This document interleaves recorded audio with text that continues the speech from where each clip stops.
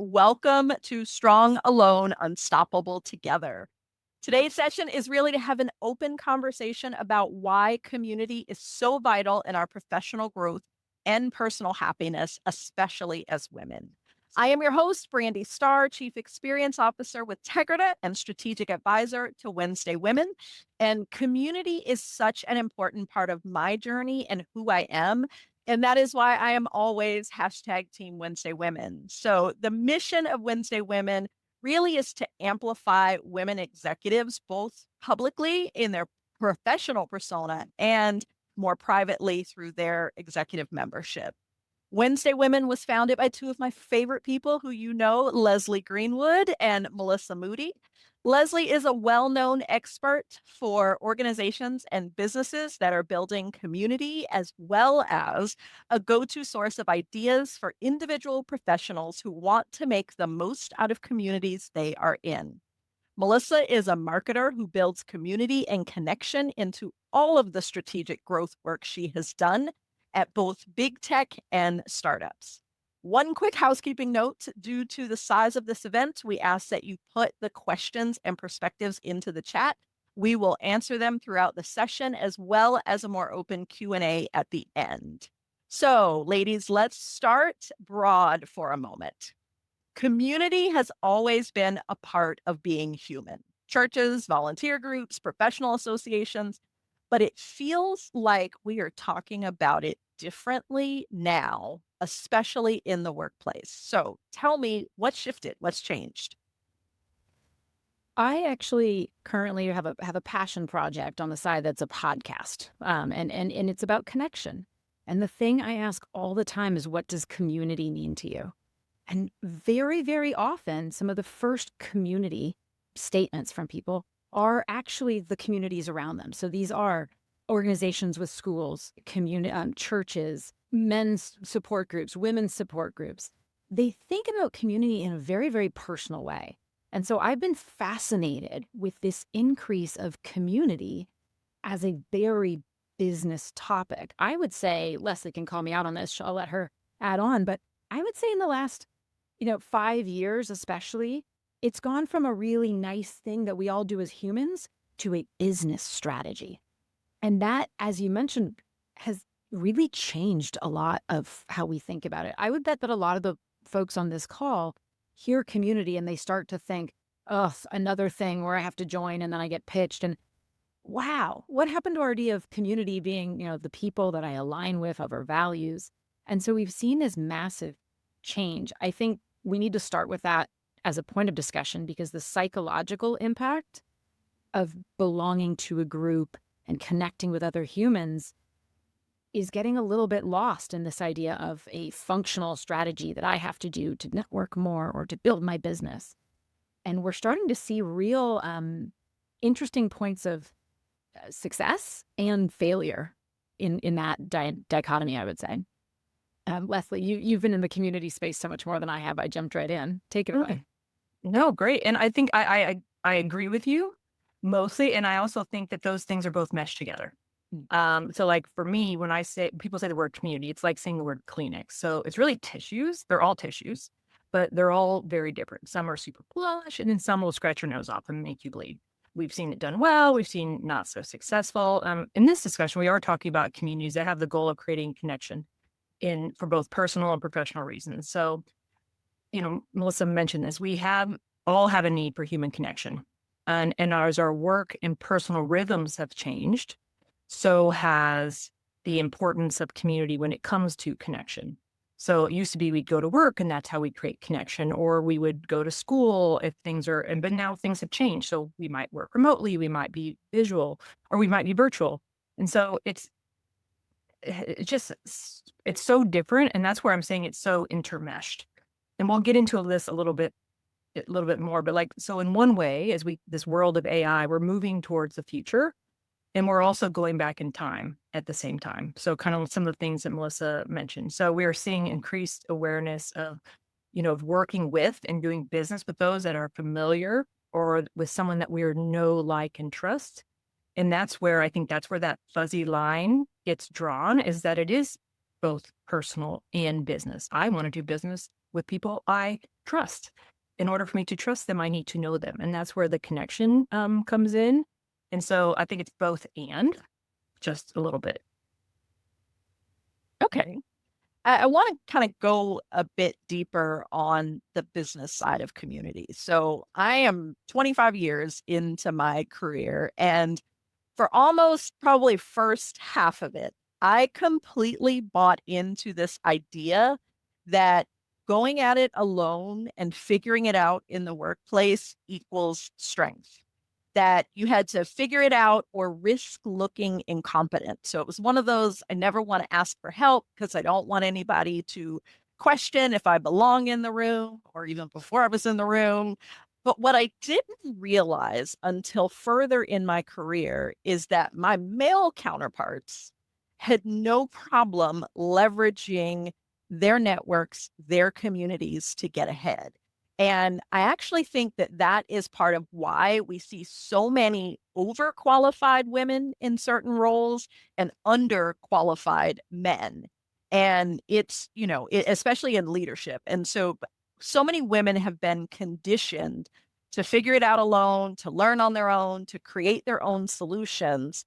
I'm curious, what have you seen when community is actually a part of the equation? And how does that change things professionally? Yeah, I can start with that. We absolutely see that, Brandy. So what you're experiencing, we see that every day. We see people, both community members, but also the larger public that show up to our dinners or our events with their corporate mask on, hesitant to let it down for the reasons that you noted above. Part of this is the way many of us were socialized at early ages. We actually did some research with Kickstand, and we saw that a significant number of women compared to men were taught that being good meant being quiet. It meant being agreeable, about me being pleasing. That's how we defined it, compared to men were more like outgoing and confident and things like that. And that just doesn't serve us in the workplace. So it's a lot to unlearn. So it's not any, it's just part of that for let me just clarify. It's not everyone.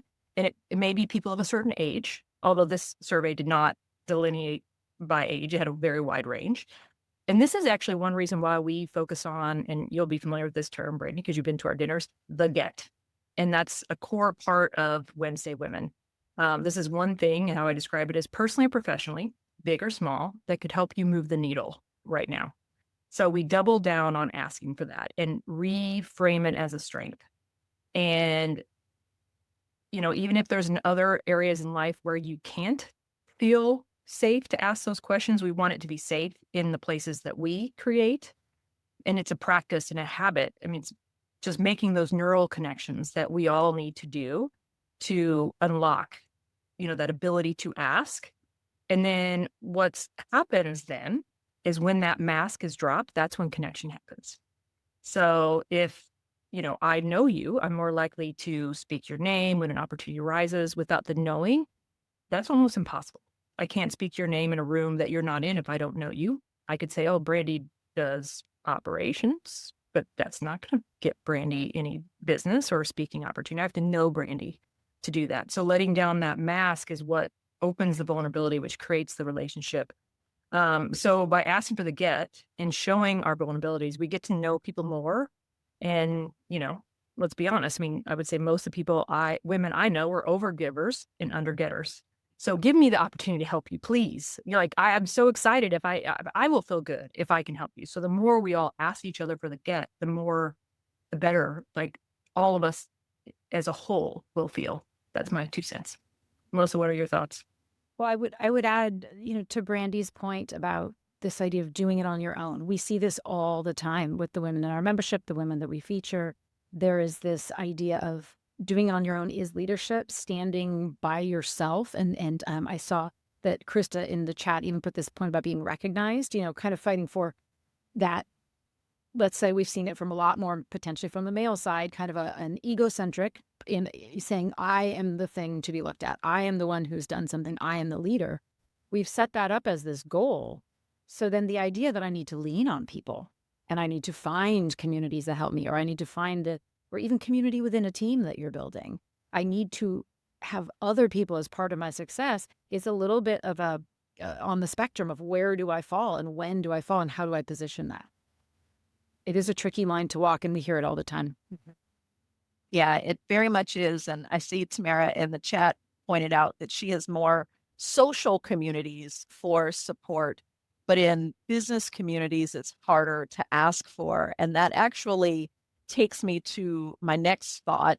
Throughout the years, I've been in a lot of different communities. I'm currently in multiple communities, and I've always seen them as either being for a reason or a season. Like you have a reason, you're trying to accomplish a thing and you need to connect with people who can help you with that thing, or a season, more the phase of your career or your life that you're in, and you need to connect with people for that. Like I can even remember when I had my son being in a new moms, even though I technically was new, a new moms community of learning and all those sorts of things. And so it's neither is better or worse, or, one community is not good or bad. Like there's just different, and there's right for everyone at different times.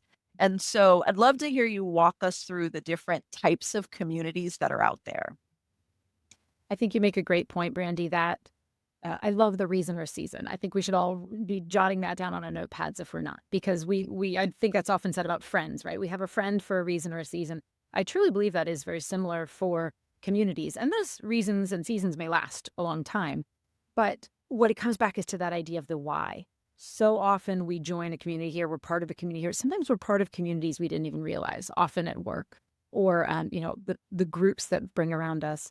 But really, each of us, especially as very busy, very, very overtasked executive women, need to think about the why. We have to say, is there a reason why I'm spending my valuable time?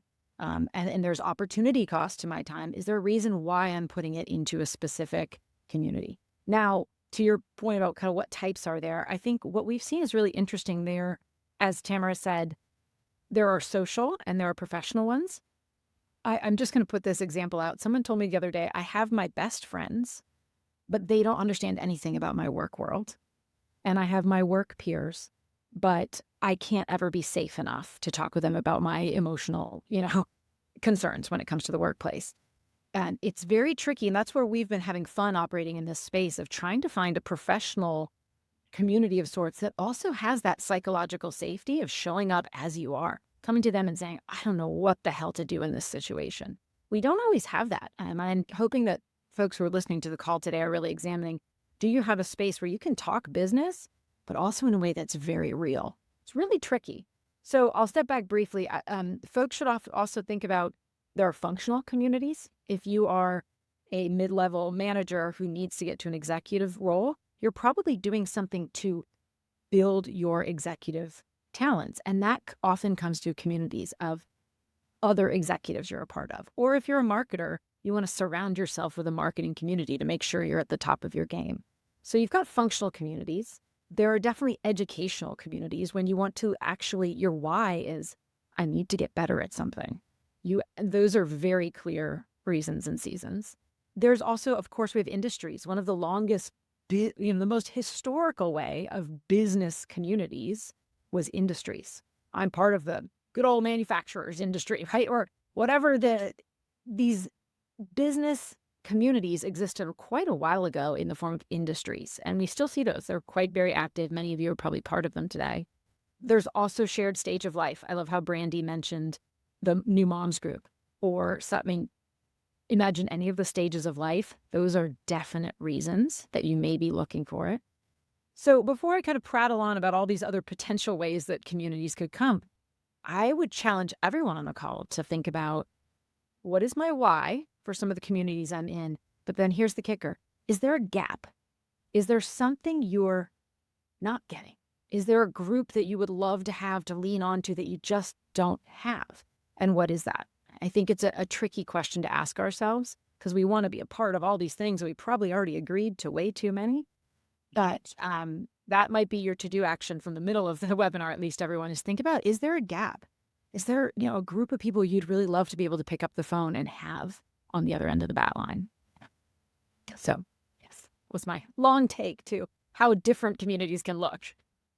I was gonna say, and that's actually a perfect segue because, being a woman in leadership can be incredibly isolating. And as you've mentioned so eloquently, there is real value in being surrounded by people who just get it, your peers. And I see that in the chat, someone said that, the social friends aren't corporate, so they don't really get it. And you can be open with them, but then they can't relate. And so, that is key. And so, Leslie, I want to pose this question to you. Can you share a moment when simply being understood changed how you move forward? Yeah, I can give you a personal example, and then I can give you some examples from like things we've seen, even not even in the membership, maybe just like at an event. Sometimes you just need that knowing nod. I may not answer your question. I may not give you advice, and all I have to do is just go like, and you know that I know that you know that I know, and we've all been there, and we're like, "Yep, I got you, girl." So for instance, you just finished this board meeting where you got hammered, or you didn't feel heard in a meeting, or you were told you were too much. I mean, my goodness, that's me. Too loud, too bold, making others uncomfortable, but you really just need someone to shoot it to you straight because sometimes it is me. And sometimes it is just me being me. And y'all need to suck it up. And that's just the way I'm built. And just put a little asterisk next to that. And so it's like give you feedback, give you a different perspective. Just say, yes, I understand. I have been there. And there's so much value in someone saying that or just saying, hey, well, what did they say? Tell me more. I've been a person that where a lot of my ease nowadays comes from knowing that I'm a square peg in a round hole world and I'm okay with that now. And for me, being in a place where people understand that, okay, yep, that's Leslie. That's very valuable to me because I've come to realize that. But I also need people to be like, okay, got a little extra, Leslie. I'm like, okay, that's great too. So there's just a little bit of that's both a personal and a professional. And again, like we talked earlier, mixed all together into because we don't separate ourselves. There's not a personal Leslie and a professional Leslie. I mean, probably I wish there was. Um, they're all commingled, and so having that both and is important. So hopefully I gave you a couple of examples of how we see that and how I personally experience that. Yeah, I'd love Yeah, to. that simple nod, I think, is important of like recognizing that being understood is that simple of just like, yep, get that. No words needed. Go ahead, Melissa. I just wanted to add an example. I saw, a couple weeks ago, it was actually maybe 2 or 3 months ago, with one of our members. She came in and she's a multi-time experienced CEO. Like has the experience, has the network, has the knowledge. Of course, she can do all these things. But she raised her hand, and Leslie mentioned gets, talking about making the ask. She said, I just had the most toxic board meeting I've had ever. Can someone just talk with me about it? And that was the ask. It wasn't fix it. It wasn't do it better. It wasn't I need to do XYZ. It was just can someone be on the other end of the line? And 4 hands went up. And I remember she came back and said it was the most valuable thing personally and professionally she'd done in a year. That idea of it was a professional scenario, but having personal deep connection is what actually makes it work. So without, having when you're not already in these communities, it's hard to find that psychological safety to do something like that. Yeah, that's an awesome example. Gave me a little bit of a chill because we've all had those moments where things have just not gone the way they were supposed to. And sometimes you need, just an ear, not a solution, just like, just that moment. So that is beautiful. So we've talked a lot about all the amazing things about community, but if we're being real, it's not all good. So let's talk about the flip side. When people are considering communities, what should they watch out for when they're participating, choosing, etc.? Leslie, I'll start with you. Yeah. I mean, I think Melissa nailed it earlier. It's like with everything we do, it's like, what is your goal and what's your why? Because otherwise you're really setting yourself up for failure. If you're thinking about a discovery call, it's like selling ourselves something that doesn't actually fit any of our needs. The other thing is, we talked about maybe women professionals, are overgivers, like I said earlier. So we can overcommit. We can feel guilty for not doing enough when you already have too much to do on our plate. And then let's just break it down. I mean, I think I've said this on 8 million. I probably said this to at least 2,000 people at this point. Community takes work. There is no community on the earth. It doesn't matter how good it is that value will magically be delivered right to your front door. Never going to happen. It is always going to take some of your work. It's going to take your effort. And so that's why when I said earlier, it was important that Melissa touched on the why, because what are your goals? It's hard to measure your personal or professional ROI if those aren't clear. The other thing is short-term thinking. Community is a long play. It is built over years. I feel comfortable with Brandi because I've now known her and spoken to her, even though only in person a few times, over the course of 3 to 4 years. So if you are joining something, thinking about it in months, let me just be very clear, you are wasting your money and your precious time. Like, it should be thought about in years. And if you're not super clear on that, maybe it's just not either the right community home for you yet, or it's not the right community home for you right now. They'll be there later, when you are ready to make the commitment. Because I see so many people they get so excited and they pour so much in for the first couple of months, and then I never see them again. And it's like, no, long play. Work gets busy, you drop off, that's fine. But the relationships you build when you're not busy, when the scale is inverse, will hold you through the busy time so you can pop right back in where you were before. If you don't build that spider web here, they won't be for you here. So really, it's the commitment, time, and effort as well as something. And I guess it's not really the community, because I think any community can be probably mostly decent if you put in what you want to come out. Melissa, what about you? Well, I think Leslie nailed it. I would simply add to one of the points, which is, there's if for each of us on the call, what is the one thing that we're constantly running out of right now? It is our time. It's our time or bandwidth, however you want to kind of put it together. And so you want to be a part of a community. You're probably going to overgive. I would really think about your participation in communities as Leslie is implying, a habit. It doesn't need to be all in or it's worthless, or I'm not finding the right things. This idea of the reason we're in a community is to build connections. So if you just built one amazing connection once a month for a nice extended period of time, there's going to be huge ROI on that for whatever your goals are. So instead of me as part of giant community, me as part of community to build relationships, and then really thinking at that level. But everything Leslie said is right on. It's tricky. We all want to be a part of so much, but we do have to have those little drops along the way. And if that's enough and that's additive to what we're doing, we don't have time for all the rest. Let's be honest, lady. Yeah. And I think I'll add one other point to that is sort of a cautionary tale, is you have to be able to trust the organization that you are putting your time into.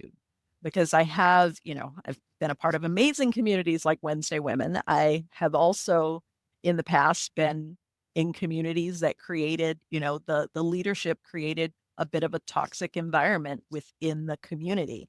And it was toxic from my standards, and that doesn't necessarily mean that was how other people felt.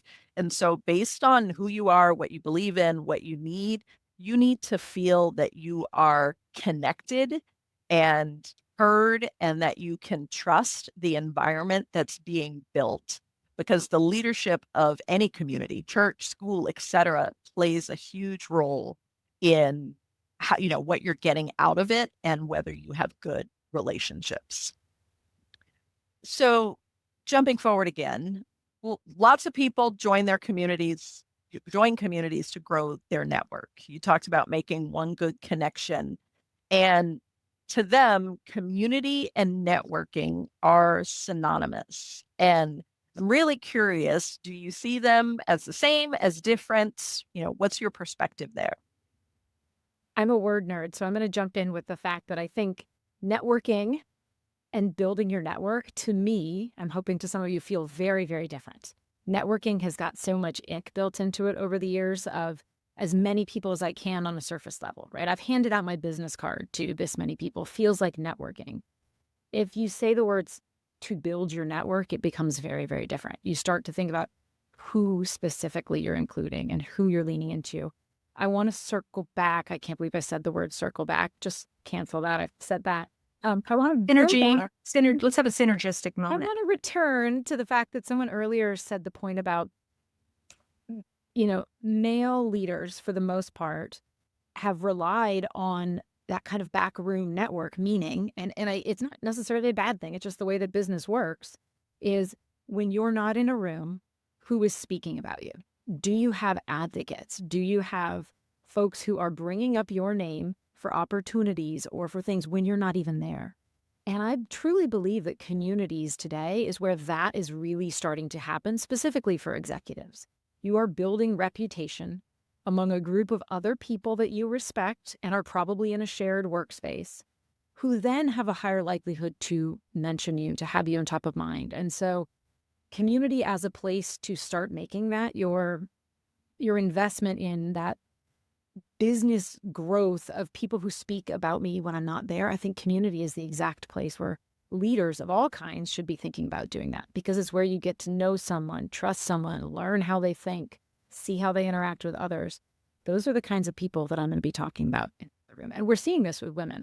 I feel very strongly we're starting to see women speaking up for women, and it can go across genders as well. But a lot of that is based on the fact we're building stronger relationships that allow us to know each other better. Leslie, anything you want to add? Well, I'm just going to say the reputation you build can be both positive and negative. The person that goes around spamming people, well, we talk. You pitch me, I'm going to go tell my friends about you. You did a bad deal with me. Your name comes up in a speaking conversation. It may not go any further than that. I mean, so we all, it is that reputation and that network you build. I would think that for me, the distinction between networking and community or building their network is really just like, I just call it full mental reframe. Like it's communitying. I mean, I've just coined a new word. It is communitying. I don't do it any other way, because for me, again, the person and professional go together. I feel like that takes that, like Melissa said, the ick out of it. I'm not shaking hands and giving you my business card, because that feels cold and transactional. So you just flip it. We said earlier that, about people connecting and doing business with those that they know, like, and trust.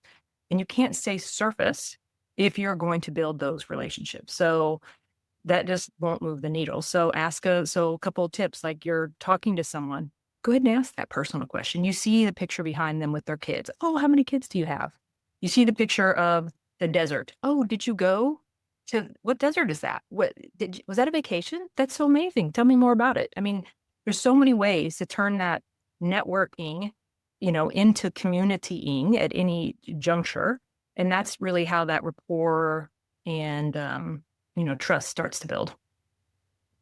Yeah, I know whenever I go to any sort of networking event, it is always my goal to find one person that I want to talk to after the event. So not that we're going to do business or that we're going to be BFFs, but one person that I genuinely want to have another conversation with. And once I find that person, sometimes I just go home. I'm like, mission accomplished. I can go do something else now. I'm not inviting any migrants, Brandi. Actually stay. But, it's one of those things where it's like setting the right goal of like, what am I trying to accomplish? I don't need 50 LinkedIn requests the next morning for people that I'm never going to even have an inbox conversation with. But Leslie, you talked about communitying as a verb. And so we're all here because too many women at the top are navigating those high stakes decisions without a true circle for support. So regardless of what community someone's in or, communities, what do you recommend for people to do community well? Yep. I have a couple, three. I have three. I made a note. Melissa made me make notes. If you know me, that's true. I have three quick tips for you. One is set a time aside. Like I said earlier, value will not land on your lap, and make it a ritual. So for me, it was always, I called it the morning Slack scroll. It's 15 minutes with my coffee that I went through and saw what highlighted channels, or what community channels were lit up, that I wanted to, see what was going on. We are super clear with our members. I think I say this on every one-on-one call. 15 minutes a week in the platform. We have actually a little section called Got 20 Minutes. We'll look at those sections. Is there a give or a get you can respond to? Is there an intro where you can say hello? And do you have a win that you want to share? Or can you give someone an emoji on a win that they shared? Attend one virtual event a month, and then make a note to reach out and get to know 2 other members every month. Like Melissa said, one connection a month can actually be a huge benefit, personally and professionally. So I say make a goal of 2. I actually say per week. Melissa think that's a little bit extra. But I'm a super community person. So 2 people a month, get to know. Don't underestimate the value or the power of a short comment or even a like. Everyone wants to be heard. Even if you like a post, make a short comment, say, way to go, congrats. Like, you are just starting to become known. And becoming known is the first thing. The next thing is creating a relationship. So that's your first step in getting known. And then the next thing is ask. In Wednesday Women, everybody agrees that they will make and take introductions, which means I don't need to go to double opt-in to Brandi to say, is it okay if I introduce you to somebody else in the membership, because she's already double opted in when she applied. And so, but you can also do that. You don't need me to broker that, actually. You can go and say, Brandi, I'm also a Wednesday Women member. I loved what you were talking about on the webinar. Oh, sorry, don't blow Brandi up all at once. She can say, no, not right now. She can say, I'm board prepping. She can say, I am traveling. I'm in the middle of something. I can't this week or maybe this month, but I can next month. Why don't we go ahead and schedule it for then? So the answer must be yes. It can be yes later. So it goes the same thing with, like, I am very shocked at some of the people when I ask to connect with them, they say yes, and they would love to talk to me on LinkedIn. I'm like, oh, wait, you want to talk to me? Like, that's awesome. I didn't think you would say yes. You would be shocked, if you just ask, going back to the get. If you want to meet someone, ask. Those are my 3 tips. I love that. And I love, thinking about it. You talked about being really intentional about being a part of a community. And I think that's important. You talked about being supportive, which, if you're not supportive, then you really shouldn't be in a community. And then I think that last part, and I was trying to think of a be something word, but my brain didn't work that fast, but just or be open to receiving and to asking is a great way to bring those 3 points together. And it's that simple. Like, I think you broke it down in a way that no matter what community you're a part of, it seems really simple. And I am going to put morning Slack scroll on my calendar so that I can be more intentional about the time and not try to squeeze it in. So before we open it up to questions, Melissa, you mentioned the Wednesday Women Executive membership earlier. And anybody who's seen my podcast knows I love to end with the shameless plug. So we are all here for Wednesday Women. And I definitely want to wrap up with the shameless plug to tell us what makes this particular community unique.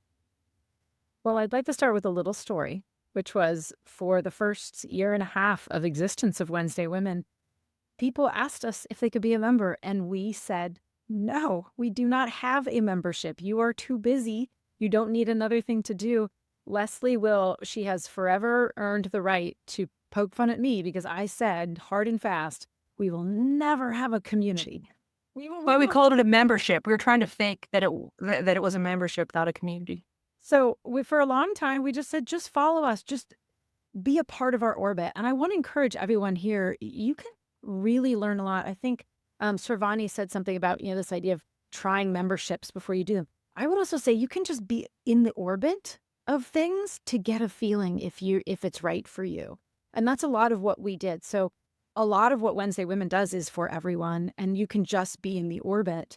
What we heard, though, after a year and a half is the executive women themselves were saying, we really want this space. And so we did, as you mentioned, we do have an executive membership. I think the things that define it, if I were to say it's very unique in certain ways, and we have lots of other communities that we support and overlap and chat with. But a few of the things that are really different about our membership are the following. First, it's cross-industry and cross-functional. So we talked about you might have your functional group, your CMO chat or your travel industry association. We kind of break those lines apart and we just have a shared thread of you've been in that executive role. You've sat in that seat. It creates a real diversity of perspective among women who are learning from each other and sharing, but have that shared thread. The second thing is we talk a lot about the women behind the title. We have to make it sort of focused in some way. So we set this VP and above executive role as a part of being a part of the group. However, if you want to come in there to rub elbows with someone who has that title, you're in the wrong group. That is not what we do. So we talk a lot about the women behind the title being why we built it. The thing you heard earlier, number 3, would be what Leslie mentioned earlier, is we focus on the gets. We actually try to hold women back from giving because we know we give so much. And we say that real good connection starts when you ask for something. It's amazing the connection and the community that builds around when someone says, you know what I could really use? A conversation about going through XYZ.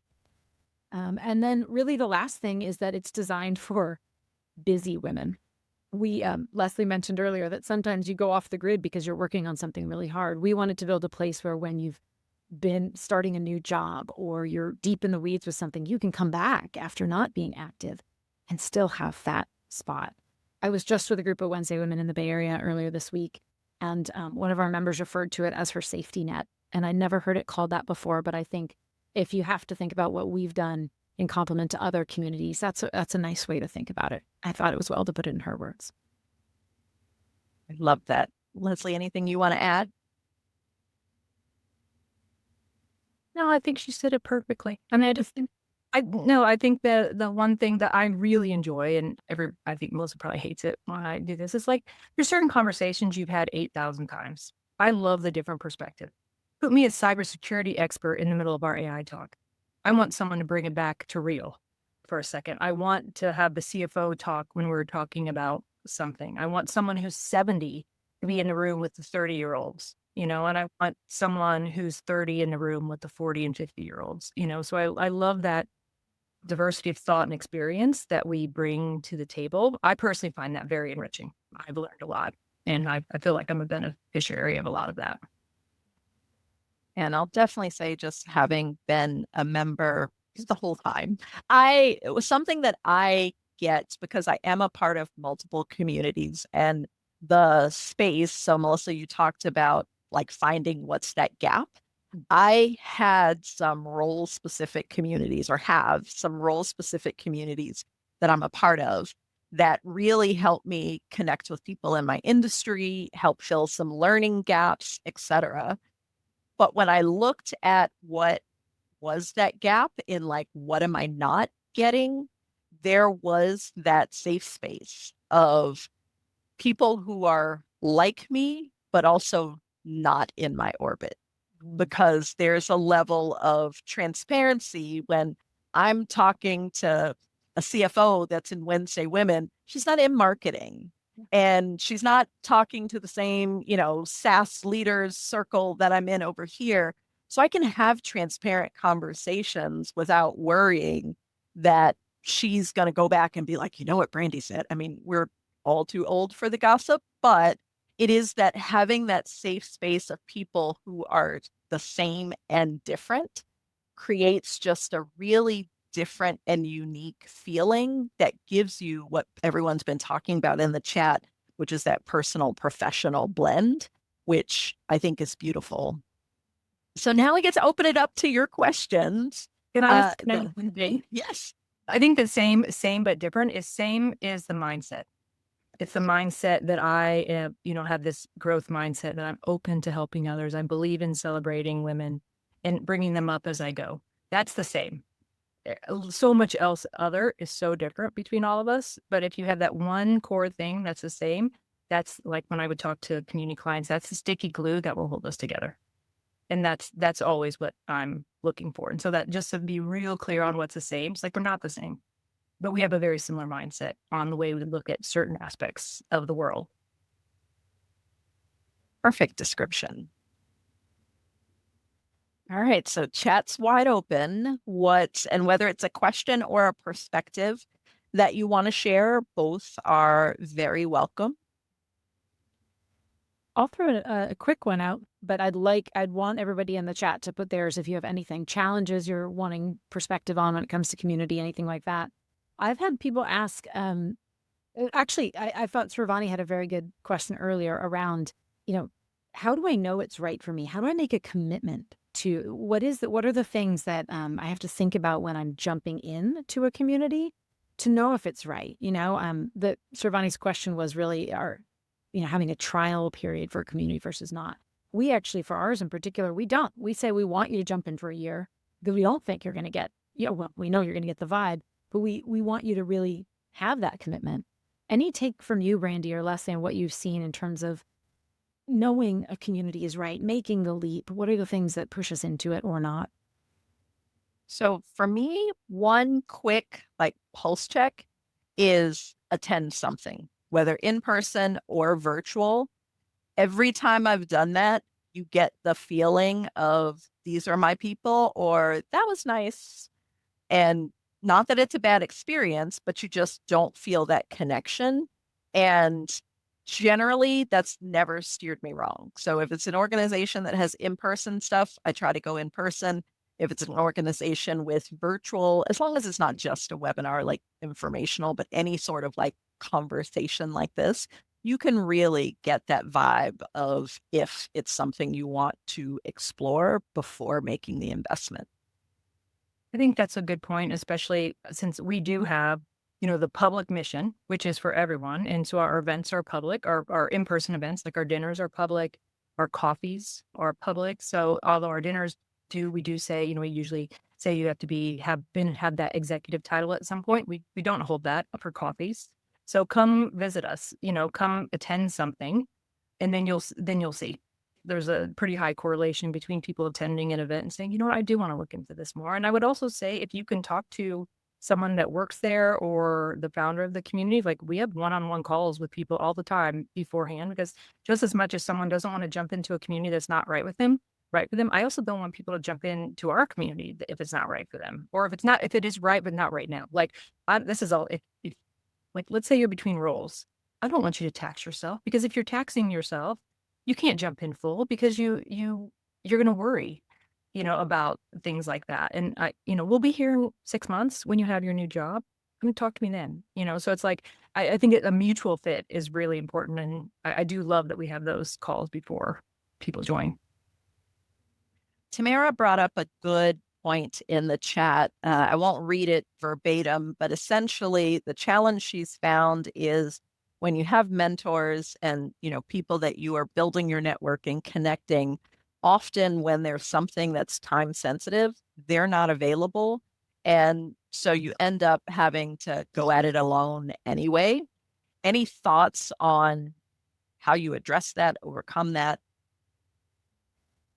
I think that's a really lovely parallel between mentor and community, because they're both places we want to go to get sage advice in some way. So I think that that's actually really neat. I don't know that I've ever thought of it that way, in the sense that you may have one or the other.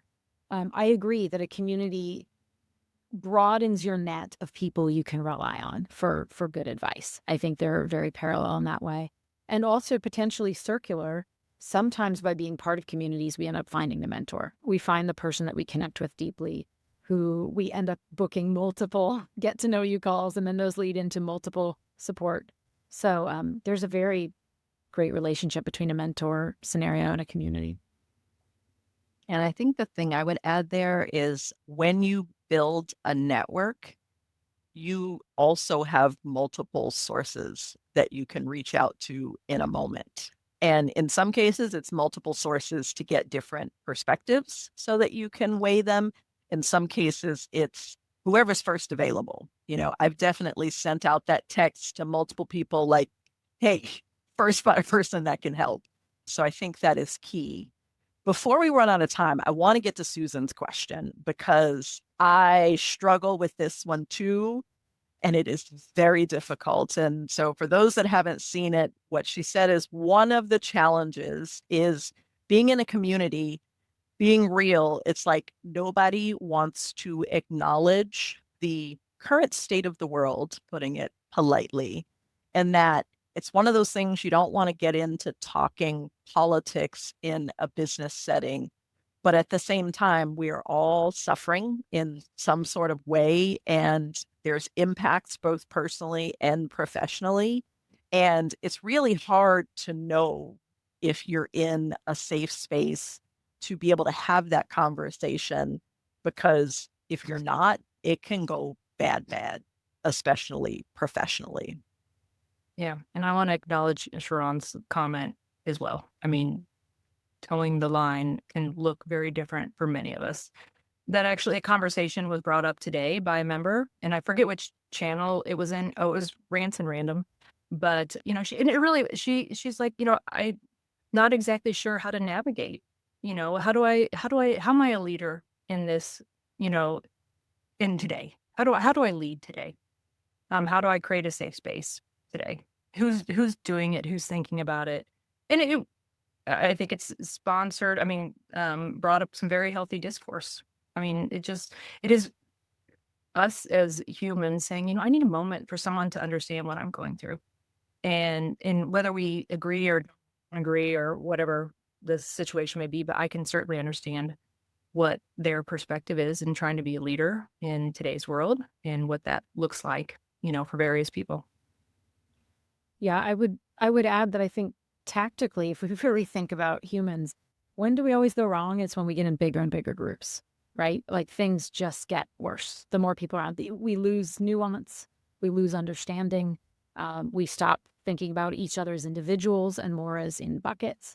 And so tactically, I think within communities to address bigger, weightier topics, whether it's now or anytime in the future, politics, religion, the things that get very divisive at these big levels, I think it's always a really good positive thing to come back to small groups. So the member that posted in ours today wants to speak with a couple of other members around that. We don't have to all try to come to, but or in an in-person event, right? Let's get together and talk about it. Where I was last Sunday was a group of 5 women sitting in a room. We started talking about professional things. By the end, we were all in tears and sharing things we'd not shared with others. I think it's a lot to expect of humans to ever do that in a big group. And so my tactical response would be find communities where you are able to actually create safe spaces of smaller groups, because that may really give the support and the ability to be real that you want to. It's so I'm so glad Susan asked that question. Now we have lots of follow-up commentary on it. Thank you for bringing that, Susan. Really appreciate that. And I think that we go back to that sticky glue part where, like, I think, one thing Melissa's done really well is put the vibe out. What does Wednesday Women stand for? What do we believe in? And it's bringing to us the people with that mindset that I was talking about, that growth mindset, that open mindset. And if that is true, if we keep that like as our core, we can have whatever discussion is that we need to have. If we lose that, then that is the breakdown of what holds, like I said, that's a sticky glue that holds us together. Without that sticky glue, we will lose a lot of what that safe space is and that openness, because we can trust that we can say something that people may or may not disagree, may or may not agree with, but that they could find a common ground to be supportive. So before we run out of time, Melissa, Leslie, any final words? I mean, I'll start by just saying thank you to everyone who's here and for everyone who's going to watch the recording later. I want to thank you all for thinking about community as a real piece of what you do as executives, both from a business standpoint, but also to take care of yourself. I mean, in a world where mental health matters and we need to watch out for our mental health, I think community is a great place to be thinking. So thank you for being here. Thank you for any of you who already support us as Wednesday Women. Of course, we're definitely happy to chat more. Reach out on LinkedIn, but we'd love to chat with any of you who want to go deeper into this. Leslie, what did I miss? Let's see, what did you miss? Not too much, but I mean, just like, yeah, I appreciate everyone that is out there and listening. Happy to always share more communitying tips. And for those of us that make space for, even Melissa and I to show up and be like, I came to our breakfast last week and I just said, I need to be Leslie the member today. Today is not the day I'm going to be Leslie the founder. It was just a big week, for me last week, and I needed to just be Leslie the member, and they allowed me that space. And so, for those of you that are out there, both, supporting Wednesday Women, but also just supporting us as humans and the mission that we've kind of applied ourselves to, it means a lot and we notice. Awesome. Well, communitying is officially a verb. And like if they can put Riz in the dictionary, we can Yay. put communitying. So stamp we that as apply. official. So, ladies, I appreciate you allowing me to host you. Well, This thank you was so much. such a great conversation. And Melissa, I think I cut you off. No, I was just going to say, if you know me, I turn things into resources. So we will be sharing Leslie's communitying tips after this as well. So I'll make sure I get that sent out. But oh yes, I'm going to flip it around and say huge thank you to Brandi. As always, you are the hostess with the mostest. This was super fun talking to you guys. I could talk to you guys all day, every day. So thanks everybody for joining us. Yes, thank you, everyone. Well, Thank you.